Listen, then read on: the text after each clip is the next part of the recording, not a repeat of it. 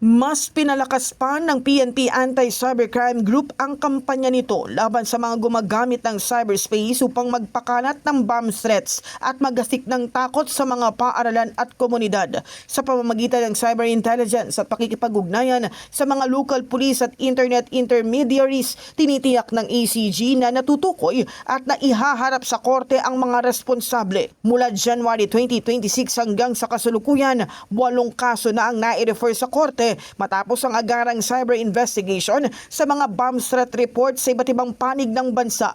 Pinakahuli ang 2 magkahiwalay na insidente nitong July 8 sa Cavite, kung saan may nagpost sa social media na may itinanim umanong bomba sa ilang paaralan. Nagdulot ito ng pangamba at pagkaantala ng klase sa kabila ng pagtatangkang itago ang kanilang pagkakakilanlan gamit ang online accounts. Natunton ng mga cyber investigators ang mga account at napag-alamang umunoy pinatatakbo ng mga menor de edad. Naghahain ng reklamong kriminal ang Regional Anti-Cybercrime Unit 4A laban sa isang child in conflict with the law, habang isa pang menor de edad ay dinala naman sa Bahay Pag-asa para sa intervention at rehabilitasyon. Pinaalalahanan ng ACG na ang bomb threat o bomb joke sa social media at iba pang electronic platforms ay may kaparusahan na hanggang 5 taong pagkakakulong at multang hanggang 40,000 piso sa ilalim ng anti-bomb joke law. Maaari ring maharap ang mga lumalabag sa iba pang kaso sa ilalim ng Revised Penal Code at Cybercrime Prevention Act.